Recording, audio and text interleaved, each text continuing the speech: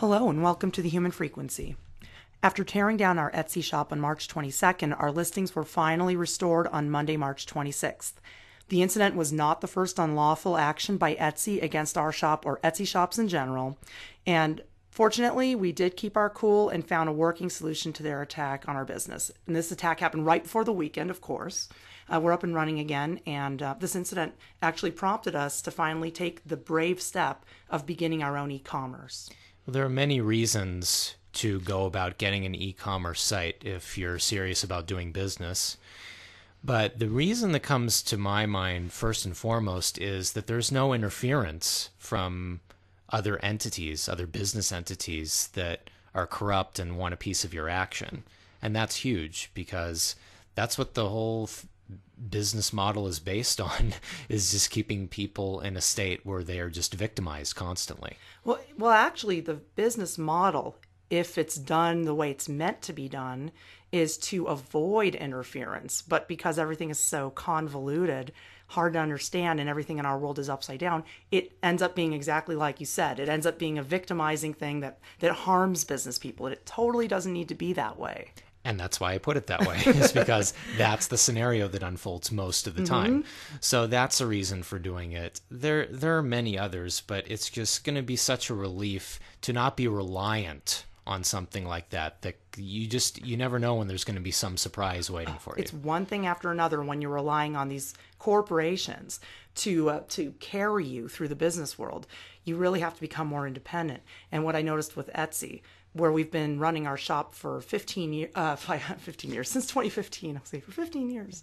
Since 2015, we've been running our shop on Etsy. And so that's been 3 years, the first of which was very nice and smooth.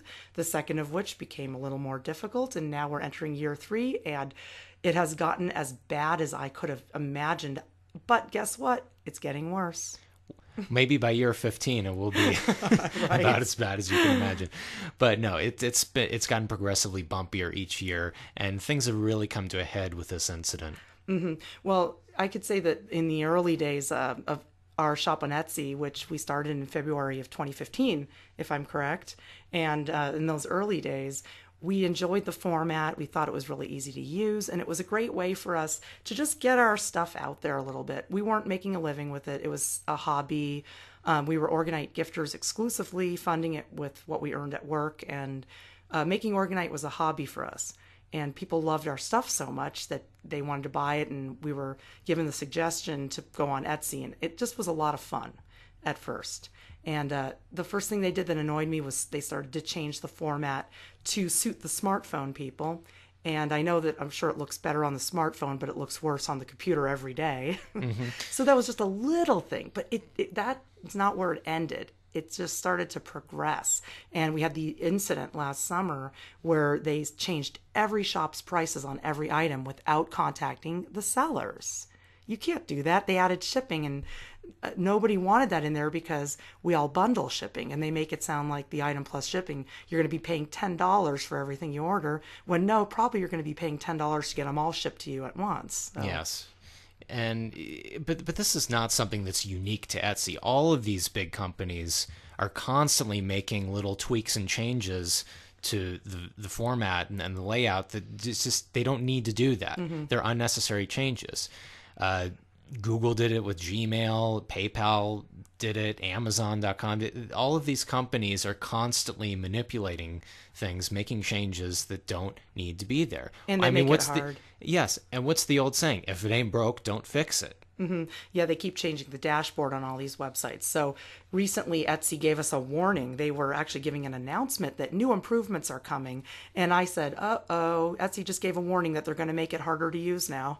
So but this is just the little stuff. The big stuff is manipulating people's prices. We have a video about that you could check out called Etsy's War on Small Businesses. I think that Creativity and Women Entrepreneurs. So that's one you can check out to learn about what Etsy did back then and how we dealt with it. And we were successful in dealing with that problem.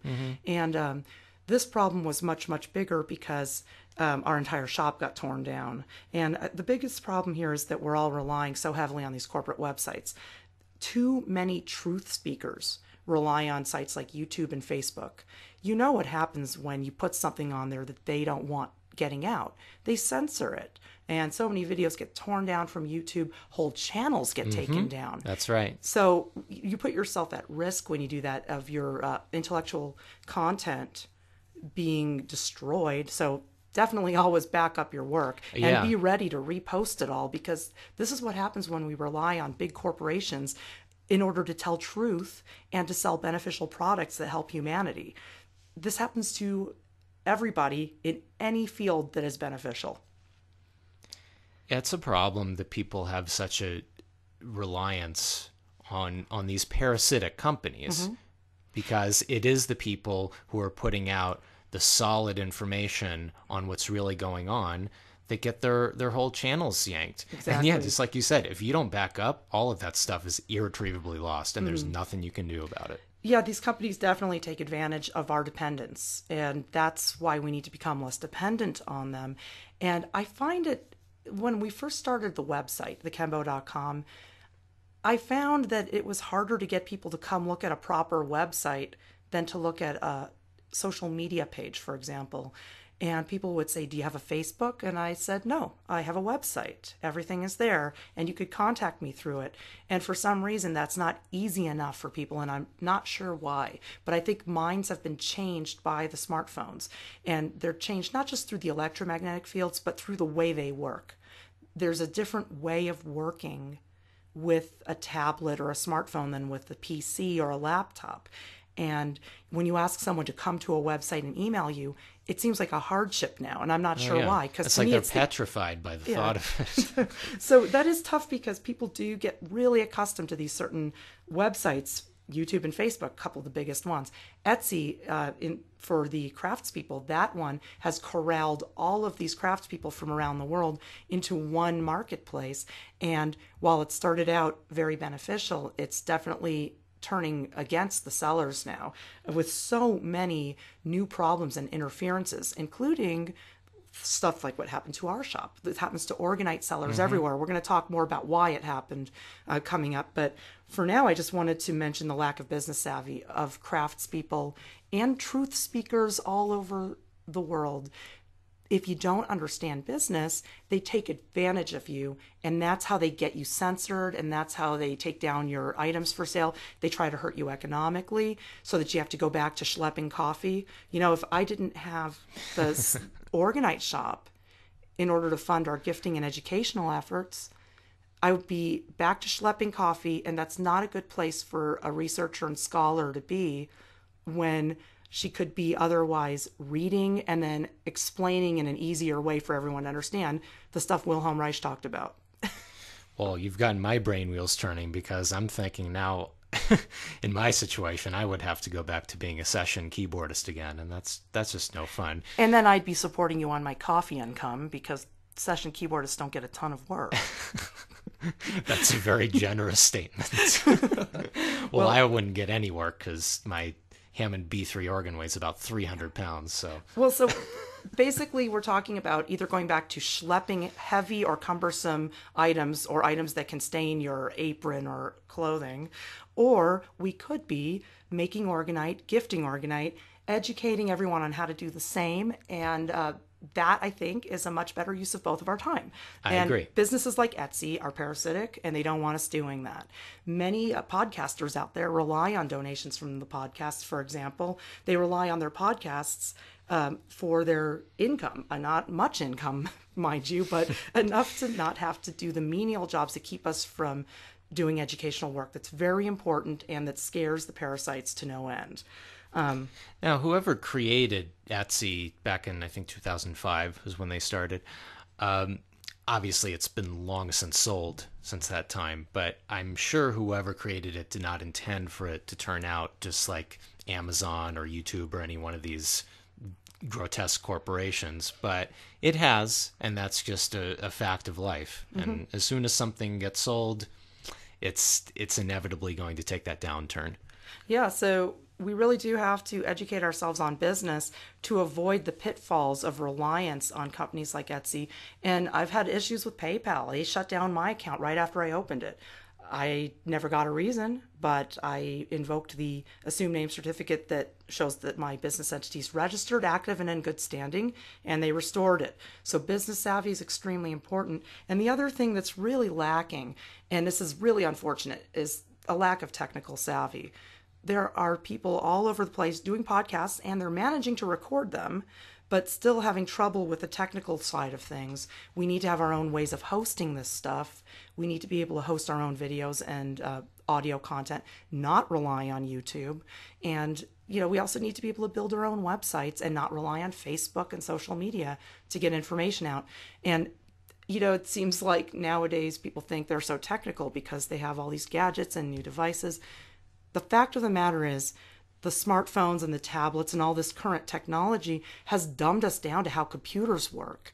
And the only way that you're going to be able to build a website is to be really intellectual about it. You have to think, you have to read, you have to research.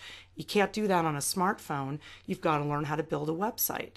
And you can even use a website builder. There's tons of them out there where you can just drag and drop. But even that's too much for people now. So it's getting to the point where the attention span is very short, the technical savvy is low, and people think that I'm afraid of technology because I don't use a smartphone because I don't want to die from cancer. That's a good reason. Yeah, and other reasons. And because I'm actually technically savvy with computers. I actually have a lot of technical know-how. I used to build my websites from scratch using HTML and JavaScript back, in the day. Now I don't prefer to do that. It's easier to get a drag and drop program for it. But you see, you have to be willing to do the work. And if you don't know how to use a computer, you're not going to be able to make those necessary steps to have a viable business. I couldn't agree more. And in my eyes, it's not technically savvy to be doing all of your business on a smartphone. Absolutely not. It's ridiculous. It's unprofessional, and you're prone to errors. Exactly. How many times do you see that thing at the bottom of a message that says, please excuse typos, because I'm on an iPhone?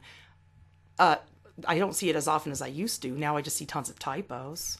I've caught an incorrect zip code that someone entered. Their own zip code was entered incorrectly because those buttons are too small. How the hell is anyone supposed to be able to do anything on these things?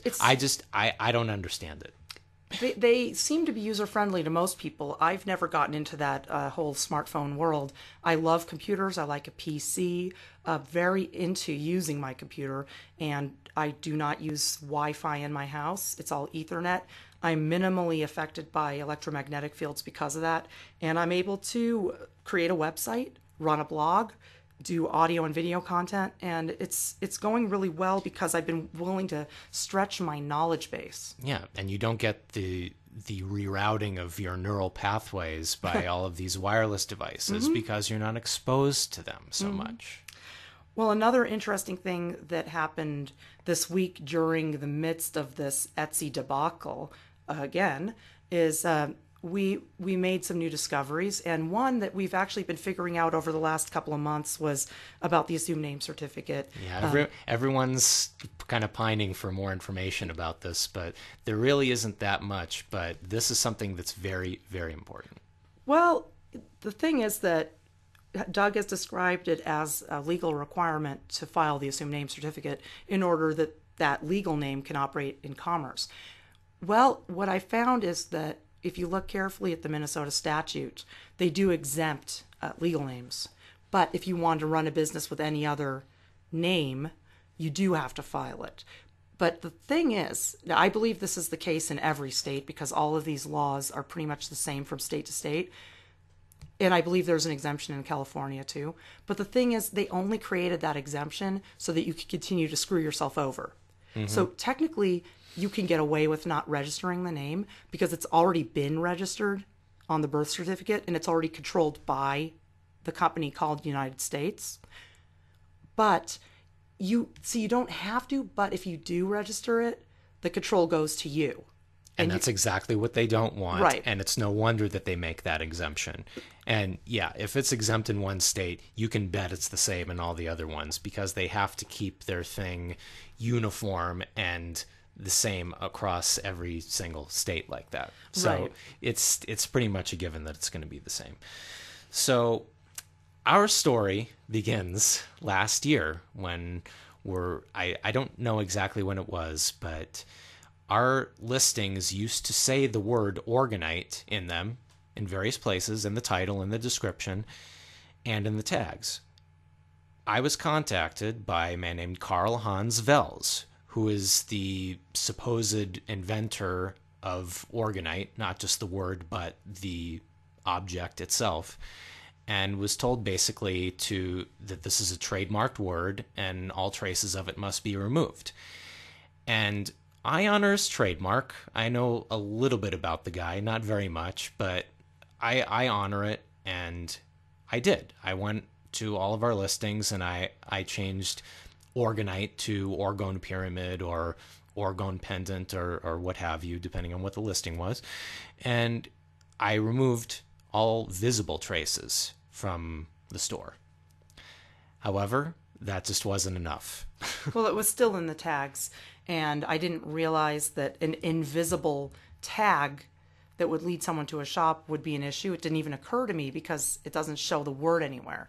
And in fact, our shop was so suppressed by Etsy that it comes up last in searches or very low on the list, despite the fact that a lot of people look at it and it does get some action. It's suppressed to the point where I looked at the discussion boards on Etsy and found that other orgonite shops had been torn down well before ours. So they finally got around to ours, way down there at the bottom of the list. And Thanks, Etsy. right, but he actually reported it based on the tag without even looking at the listings. So he did a search. It came up eventually. He didn't look at any of the listings. He just reported every single listing except 2 to Etsy. I'm not exactly sure why not. Maybe he just overlooked them. But the shop was deactivated early in the afternoon on March 22nd, which was a Thursday. And this is after he put in his complaint. And we contacted Etsy back about it, and we contacted Vels about it. And immediately, because this happens in the afternoon. We're in the middle of a business day, and yeah, this took us completely by surprise. But I contacted both parties by email. Etsy was non-responsive, as I pretty much predicted they would be. Karl Vels, however, was quite responsive. He was confrontational, and he was very aggressive by email. Yeah, he was pretty nasty, actually. And he even tried to get us in trouble, through another means. He did let us know the reason was the tags. He let us know that's how he found the listings and that we can't use the tag. Well, as it is right now, I still don't have an answer on that because I haven't contacted an attorney. But the U.S. Patent and Trademark Office could not answer that question when I asked them. So that would have to say that it is a dubious area, meta tags. So anyway, so that's what he cited as the reason he found the listings. But he tried to get us in trouble over our announcement in our shop, which mentioned that Washington State buyers can contact us directly because now Etsy's automatically adding on sales tax and we're not liable for that. So he tried to say, oh, and what makes you able to do that? And we certainly gave him back a very concise legal answer which explained it. Well, I gave him back a very concise legal answer, and I explained the assumed name certificate, and I didn't get very much into it, but he got back to me after that initial email. He got back to me very, very late that night, well after business hours. And he's over on the East Coast, so he's 3 hours ahead of us. I got that email at about 11:15 at night. So we're talking about almost 2 a.m. there. He's burning the midnight oil. Yeah, for some reason he felt the need to respond at that point, and the message had a totally different tone. All of a sudden he wasn't confrontational anymore. By the way, you did attach the assumed name certificate. I did. And the certificate of existence and registration. Those are the 2 documents that you need to prove, A, that name is not you, and B, that it's properly registered and its status is active and in good standing. So yeah, his response was a complete turnaround from the first one. He was very nice, cordial. Like the tone. He was like you could tell that he was backing off considerably, and yeah, that he even mentioned how we do business. That's true. In his message, he noted that you do business that way and referenced a few people that we actually looked up who don't know what they're doing because they write their name with a colon in it. They don't understand that their legal name is the same and that their name is surname, comma, given name. Anyway. But he did understand that there was something about that legal name. He got that part. And he knew there was some importance to it, even though he didn't quite understand why. And so different tone. Yeah.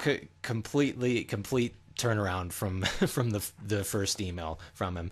Now, the important thing was he also said in this email that he would contact Etsy and he would rescind the complaint. Right. Because by that time I had also removed all of the tags. So there was no instance, visible or otherwise, of the word orgonite on our store. And Etsy got back in touch the next day on Friday, and they pretty much said, we're not going to do anything for you.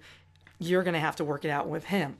And he's going to have to take back the complaint. Now, what incentive does he have to actually do it? He said he would, but what incentive does he actually have? They don't tell you what's going on behind closed doors. We don't know when he turned it in.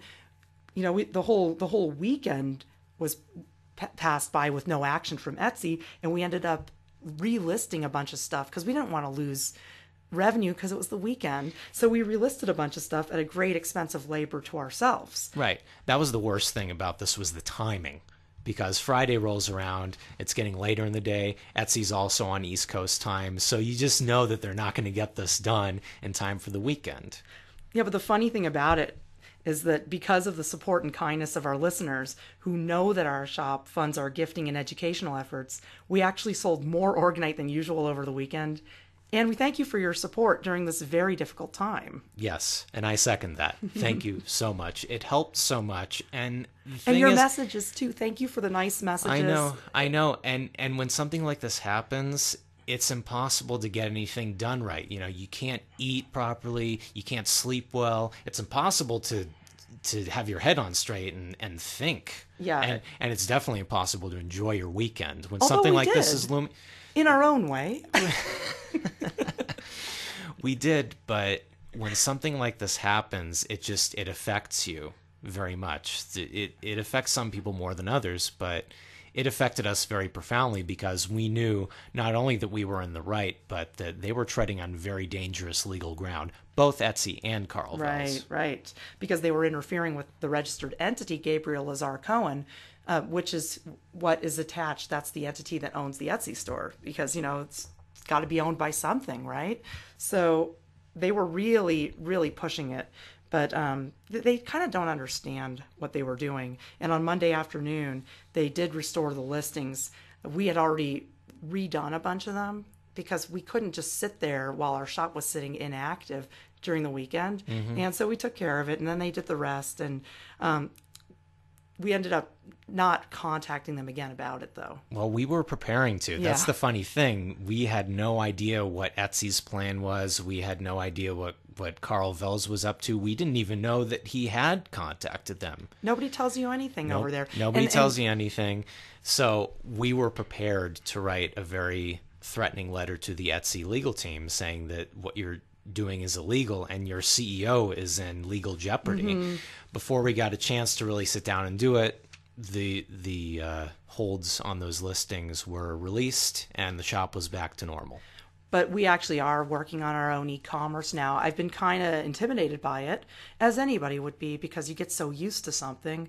Etsy is so easy, or was so easy. And I said to you, you know, this Washington state sales tax is just the beginning. Soon they're going to tax from every state, and now I get a message that they're going to start taxing Pennsylvania. And guess what, guys? They tax the shipping as well as the product price, and they charge more than the tax rate. And one can only wonder what they're doing with the difference. But I will just add that they are really making it harder and harder on everyone. So we are working on our own site. We're hoping to get it done by the end of April. It's you know, it's a new project for us. It's a new step. And by doing so, we do take a little more power away from Etsy, because Etsy seeks to intimidate. And that's why they do everything so secretly. These sellers, for the most part, don't really know anything about the law. They're kind of allergic to the whole thing. They don't want to know about it. And they're scared. And Etsy feeds on that. So actually, rather than writing to Etsy, we wrote to Carl Vels. And Carl Vels is the guy that trademarked orgonite. He claims it was first used in 1995 in commerce. I looked at the trademark. It was done in 2003. And interestingly, by that point, Don Croft and Carol Croft and George Ritchell and many others were already making it. So from what I read, now I don't know, I'm not a legal expert on trademarks, but I do want to say from what I read on, let's say, trademarking a food recipe, if it's something that lots of people are making and is something anyone can make, that it's going to be very hard to patent or trademark it. So my feeling on this is that since he trademarked it in 2003 and it was already widely in use at that point, and we're basically talking about, well, the trademark, let me tell you what it's for. There's a usage attached to that trademark. It goes in the science equipment, electrical and science equipment category of trademarks, not art, okay? Orgonite can also be viewed as an art object, but he put it in science and electrical equipment, and it doesn't describe what's in orgonite. It does not describe resin, fine metals, or quartz crystals. None of that's in there. It says its usage is psychic energy magnets. Now, I don't even know what that's supposed to mean, but that's what the trademark is for. And he trademarked. It's not what we're selling. I'm not selling psychic energy magnets. I'm selling beautiful sculptures and pendants that protect you from EMF, and I'm selling little pucks that neutralize cell phone towers and also protect you from EMF.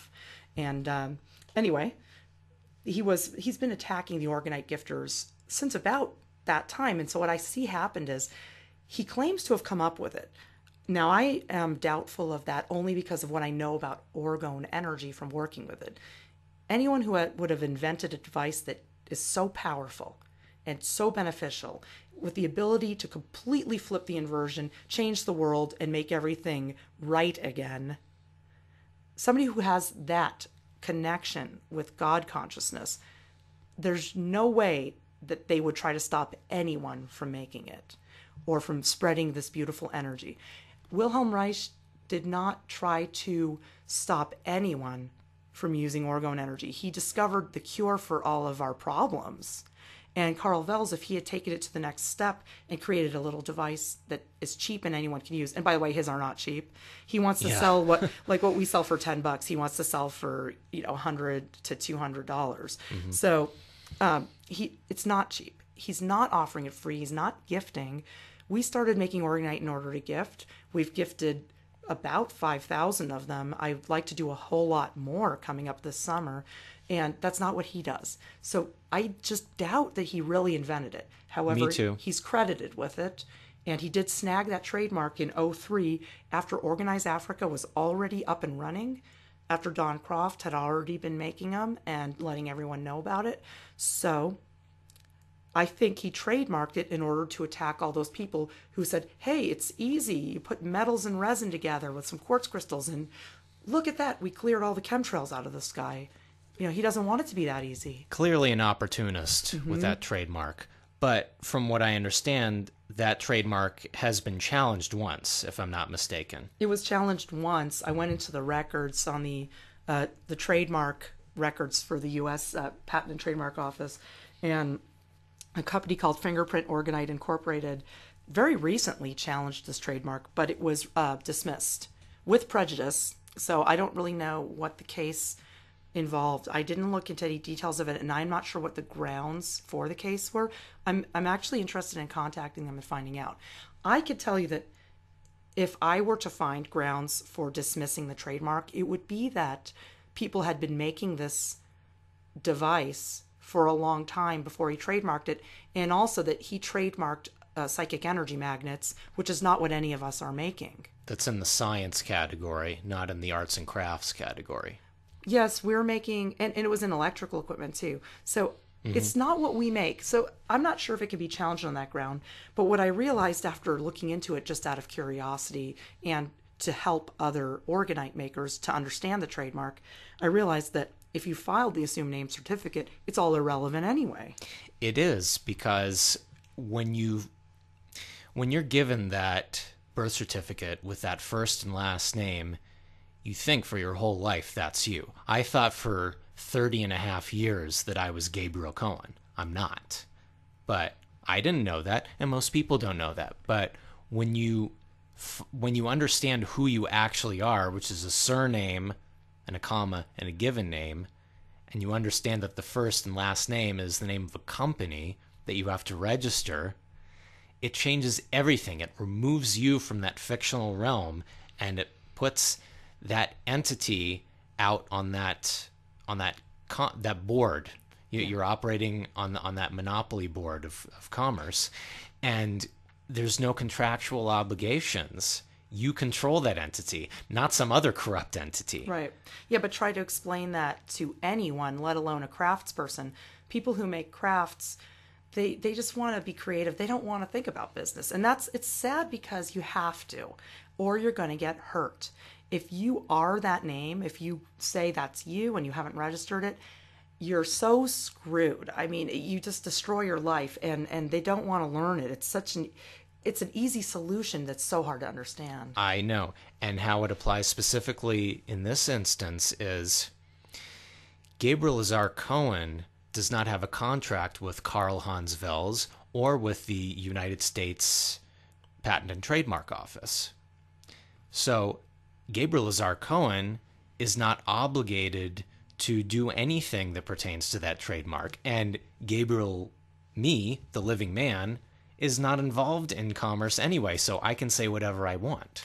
Well, let me take it back a step for people who don't really yet understand why we file the assumed name certificate. It's a very complicated thing for people to realize that they're not involved in commerce. And people don't generally ask the question, what makes me have to obey this law? Right? There's a bunch of laws that we all obey. And I think the main reason people think, why do I have to obey this law? Because I live in the state where that law applies, right? Either that state being the country or the individual state. So there's another important thing to understand. Not only are you, a living woman or man, not involved, you're only involved in God's world. That fictional world of commerce doesn't involve you. That's a business entity, that first, middle, last name. Here's the other part that's going to boggle your mind. You don't live in a state. Okay? There's a difference between the location and the company. There is no such thing as jurisdiction over a territory. There's no such thing. So when you look at the law and you say, I have to obey this law because I live in California. No, you live in a place called California. The law is made by the state of California, and laws are just contracts. California is a geographical location. The state of California is a company. That's the distinction. The United States of America is a geographical location. The United States is a company. Now that you know, there's a difference between you, a living man or woman, and the legal name, that's a company. There's also a difference between the place you live, which no one can own because this is God's world, and God created it, and God created you, and God owns all of it. So there's a difference between the place, the land, and the business entity, which operates in that land and is most likely registered in Delaware. But what I'm saying is, this is the hard part, and I just don't expect Etsy sellers to understand this. If they understood this, they wouldn't be on the discussion boards being really upset and complaining, and also calling out Etsy's corruption, because they are calling it out, but they don't know why. The problem is, they think they live in a place that's, let's say, the state of Pennsylvania or the state of Washington that requires a certain tax. They think they live there, but they don't. They live in a geographical location. You can't live in a company. It's not possible. But their business entities are contracted with that company because they haven't registered it. Once it's registered, you control it, not that company. Does that make sense? It does to me. I hope it makes sense to someone else besides you. But I hope so too. But as it pertains to us, Karl Hans Wels' trademark is irrelevant to us because we have filed that assumed name certificate. So this is what I was trying to explain to him in the letter that's going to him. So the reason it's irrelevant to us is because the U.S. Patent and Trademark Office has no contract with us. But if we had not registered, who would control the name? Not us, the United States. And the United States has an agreement with the U.S. Patent and Trademark Office. So most definitely, if you're not haven't registered that legal name, and you think that's you, you have to do what they say. So that's how it works. Okay, wrap your heads around that one, craftspeople worldwide, because I hope you're listening and I hope you're learning so that you don't have to be abused by places like Etsy anymore. Companies like Etsy. Etsy isn't a place. Very ugly place. Yes, but there's so many reasons, there's so many reasons to get away from sites like Etsy. When you can do your own e-commerce, and there are drag and drop websites where you can do that. It might take a little more work for you, but it's worth it. That means that the taxes that are imposed by the larger companies now what they're doing is companies like Amazon and Etsy have created contracts with the states of Washington and Pennsylvania, the companies. And they're going to do it with all the others too. It's only a matter of time. And they will collect that sales tax even if the seller isn't in that state. And I'll tell you why. Because no seller is in any state for the reasons I said earlier. Now wrap your heads around that. But if you've registered, you don't have to pay those taxes. But Etsy and Amazon have agreements with those states, with those companies, to collect it from everyone, no matter... I've seen on the discussion boards that a seller in the UK had Washington state sales tax on a sale to a customer in Washington. Now, tell me, is that maybe just a little over the top invasive? But that's how they do business. But you don't have to. So with your own e-commerce, you're not obligated to collect taxes for a state you're not in. And if you register the legal name, you're not even obligated to collect taxes for the state you think you live in because it's a company. So we don't have to collect for California. So wrap your heads around that. Okay. But those Etsy discussion boards, and those are just full of shills. Oh, and taxes are not the only... Tell me about it. And the taxes are not the only reason, by the way. You want to control your website, and Etsy takes all that control away from you. And the shills are always defending those changes and that lack of control. Well, it's called engineered consensus because they want to make you feel like you're alone when you're against something that they're doing, and they're trying to make it seem like everyone this is fine, I love this, but it's that new Pennsylvania sales tax. Yeah. That's just great for business. Yeah. I love that they're charging people, 10 or 11% sales tax rates, including shipping. Where are they getting that from? That's what I want to know. For Washington, it's ridiculous. So there's all these shills that say, I love the new format. Oh, doesn't this make it easier? And they come out of the woodwork. As soon as you post anything that's even the slightest bit contrarian, they're on you like white on rice. Oh, no, they don't like what you say. If it's really egregious and they really don't like it, they will just delete your comment. Yep. They're total tyrants. Etsy is a tyrannical corporation. They're pure evil. And Sharon, like you said in the last episode, don't be fooled by their facade. They make themselves out to be this really hip, cool, they're super personal and personable. It doesn't work like that. Underneath that veneer, there lurks a beast. Yeah, like the beast that lurks underneath the veneer of Josh Silverman, CEO of Etsy. There's a reptile under there, or a robot. That's not a human being. So don't believe what you see, and then definitely watch They Live, because that's who's running Etsy. It's those guys. That they really do. They really do fear. They really do feed on fear. They really do. They are parasites. They don't just take your money, and they don't just abuse your business. They literally create an atmosphere of fear for craftspeople, and craftspeople are so vulnerable to that. I would have to say that the artistic people are probably the last people that want to deal with business, because it's the right left brain thing. You think one way, but you've got to think both ways, because business is so much easier than we're taught. But to undo that brainwashing, oh man, this is where it really gets complicated. And speaking of brainwashing, you go to these forums sometimes when Etsy is doing something awful, which I guess now is like every couple hours, but they will just be putting up topics like sign this petition to have this undone. Are you insane? Petitions don't do anything. See, that's the lack of understanding, is you're never going to get anything done with a petition. It's all business. Just register, then no one controls it but you. If you don't want it controlled, then register it.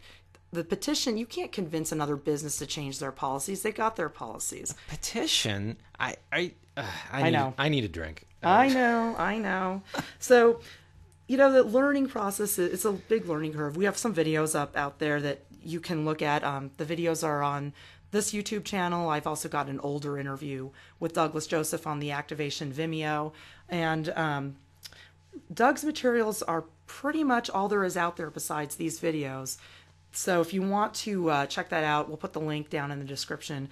Doug's materials that I recommend the most highly would be Everything in Commerce is Fictional. That's an 18-page document, which it's an essay. It's very entertaining. Don't think it's boring for a second. It pretty much tells it like it is. The only thing we've discovered is there is an exemption for registering legal names, but it's still pretty much spot on because you'd still need to register them. Mm-hmm. Just because there's an exemption doesn't mean it is not a wise idea to do it. Yes. And the other thing that he has that's very useful would be the instructions to file the assumed name certificate. They're very good instructions, and that's on the Scribed, and there's a P-Cloud, and if you want to learn about the private property license plate, which we've talked about in the past. Not a license plate. I'm sorry, the private property plate. Excuse me. No licenses. No licenses. That's another thing you're going to have to wrap your head around. You'll learn that from the essay that he writes, why you don't need licenses. But check out his private property plates on the P-Cloud, the updated one. So there's some materials down below you could click on. But we have learned that there are exemptions. That's the only thing that's different. But you still want to treat it as law and register that legal entity properly. And check out some of the stuff we've said in the past, especially the Etsy video. If you are an Etsy seller, please check out the video we did over the summer because it gives the foundation for why the assumed name certificate helps the Etsy seller. I tried to put that link on the Etsy forum back then. They didn't like that. They didn't like that one bit at all. We got censored there too. And so that's just how it goes. But anyway, I hope that this discussion has helped other people out there who are trying to get out of the parasitic rat race of the 40-hour work week and start to do something for yourself, because the attacks right now, they're on anyone trying to get out of that world, not just craftspeople, but people who have figured out other ways, Airbnb, all kinds of ways. There's all kinds of ways to get out of that slavery. And you do not need to make under $10,000 a year to be free of taxes and other problems. You just need to register. You just need to do business properly and understand that no one can touch your business assets. Doesn't belong to you anyway. So I really hope this helps, and I hope that some solutions are out there that can help others besides us, because truth speakers everywhere, craftspeople everywhere, orgonite gifters worldwide, there's all kinds of people in this world, and I just mentioned a few that are making big differences and trying to change the energy and make this a better place. Each and every one of these people is under attack, so we need to decrease our reliance on corporate-run websites. We need to take the control back in our business life, in our technical life, and we need to make those changes despite all of this tyranny and opposition. And the most important thing to each of those problems is that there's always a solution. Always, no matter how hopeless it seems, no matter the degree of the problem, there's always a solution. It just might take you a while to find it. And one last thing I want to say once again is thank you everyone so much for your support during these 5 days of torture. And it was torture. 3 of them were business days, and that's just unacceptable. We're going to get our new store up and running as quickly as possible on our website, thekembo.com. Please check out all the other things on there, the blog, the YouTube channel. You can see the episode we did back in July when Etsy broke the law for the first time. And we thank you so much for your support during this time. Thank you for listening. We will see you next time.